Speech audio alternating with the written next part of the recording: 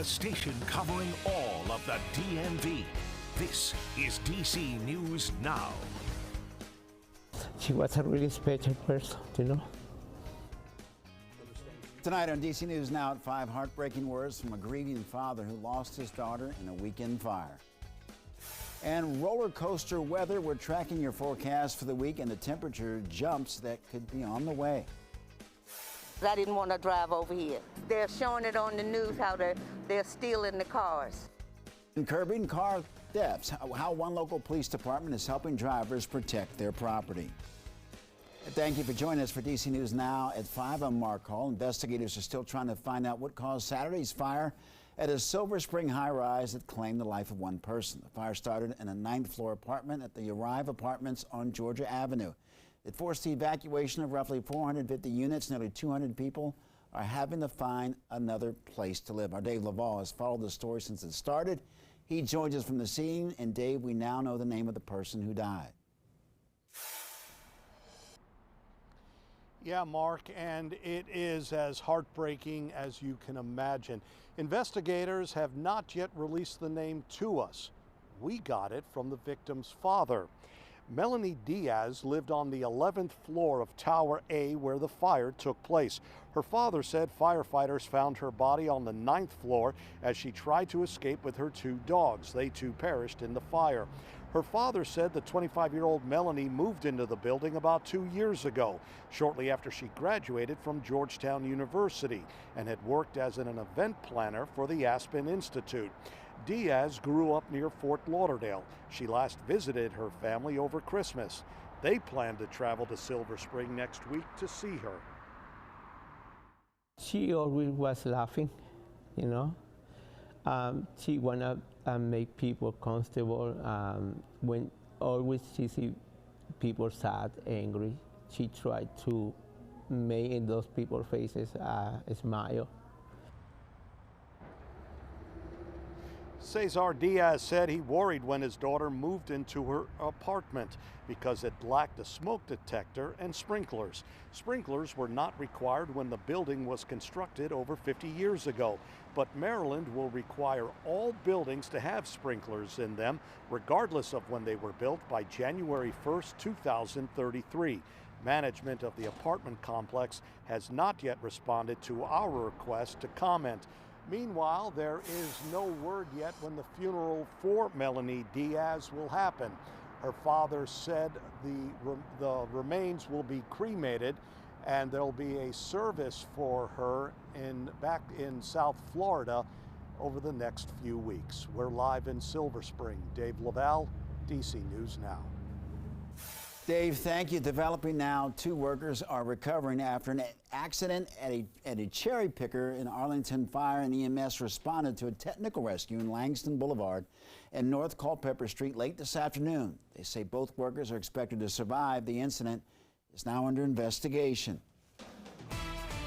Well, taking a live look outside where we had a slightly cloudy day, but warm temperatures in the 60s. Pretty nice. Heading over now to meteorologist Damon Matson with a check on the forecast. And Damon, will the warm weather stick around for a while? It looks like it's going to be an up and down kind of week, Mark. Today was on the upswing, no doubt, and we had those warm temperatures despite all the cloudiness. Here are the official highs for today. Once again, places like D.C., Winchester just missed the 60-degree mark, but many locations across the DMV easily got into the 60s. Frederick, one of the warmest spots there at 66 degrees. Another very spring-like day here in what has been a spring-like month so far. And on the satellite and radar picture, the cloudiness that has been stubborn, not wanting to break up much, finally did push to our south. We still do have some clouds here and there, no doubt, but finally some sun is breaking through right at the end of the day here as we sit in sort of a transition zone between weak disturbances passing by, and one of those is creating some showers back across parts of Pennsylvania. And those will eventually drift our way later on tonight. So we certainly have an interesting setup going forward. For now, though, just still very cloudy and mild with those temperatures barely falling through the 50s. If we see any showers, that will be later tonight after midnight, and they will be very isolated. So just be ready for a little bit of soggy weather in the short term. But looking ahead into Thursday. We're talking about potentially record warmth here, folks. Looking at all of the major climate sites around the viewing area and a forecast high of 79. We could see some old records falling from 1874. That is how warm it is about to be on Thursday. Now, do we see this warmth throughout the entire week, or does it get chilly at times? We'll have a look at that full forecast here in just a bit. Damon, thank you. Well, recent robberies near schools are getting attention from city leaders. The latest reported at a middle school in Northeast Washington. Tonight, that's leading to some community members now questioning whether less school resource officers is the right move for D.C. Annalisa Gale is outside of Elliott Hine Middle School with the latest. School should be a place of learning, a place of fun, a place to interact and network, to build lifelong bonds, not a place where you have to live, basically watch over your shoulder and hope that nothing unsafe happens while you're there on the school grounds. 3 students left Elliott Hine Middle School without their shoes on Friday after 3 men forced them to remove their sneakers and later drove away in a red Kia. A spokesperson for D.C. Public Schools says they were threatened with violence, but police say it's unclear if the suspects displayed a gun during the robbery.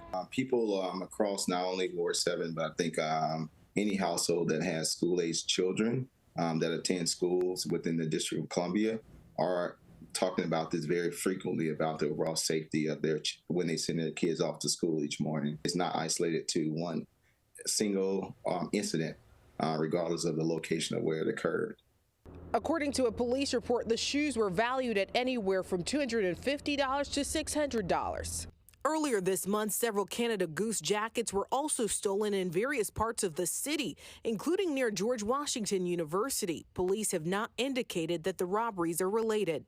How do we truly ensure that our students, our faculty, our staff are safe? Advisory Neighborhood Commissioner Kelvin Brown says he has received some feedback from some in the community as school resource officers are being phased out in D.C. public schools with the goal to end the program by 2025. They want to keep the SRO programs in our schools, and that is very short-sighted if we pull the SRO program from our schools or defund it to the point where it no longer can function, and there's no other viable alternative in the schools to protect our most valuable assets in our community.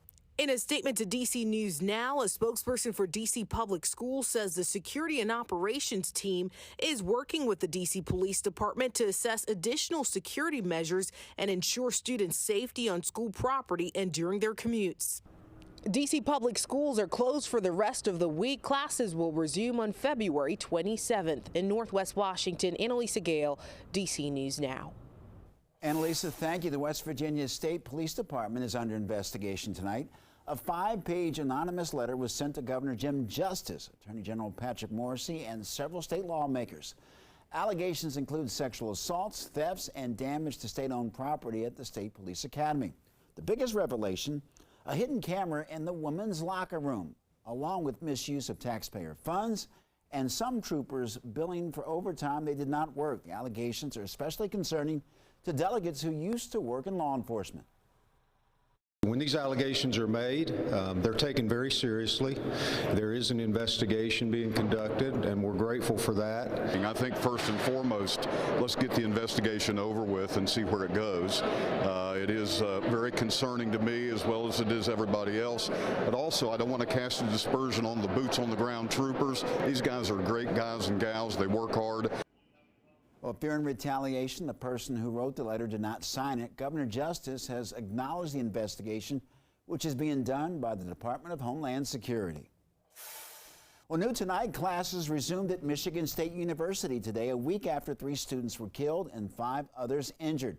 Berkey Hall, an academic building where the shooting began, will not reopen. According to the president of the student government, many students are not ready to return and can decide whether to take a regular grade or a no credit option. 3 students remain in critical condition. Michigan State said that they will cover funeral costs and hospital expenses. Well, a new 6.4 magnitude earthquake jolted Turkey earlier today, and according to Turkey's Disaster and Emergency Management Authority, the quake happened at 8 p.m. or noon Eastern time. And as of now, there are no reports of any deaths. It's been 2 weeks since that original 7.8 earthquake when 45,000 people have died in Turkey and Syria. Well, it's a site that nearly 6 million people come to see here in D.C. each and every year. And as Joseph Omo reports, it's about to get a major addition.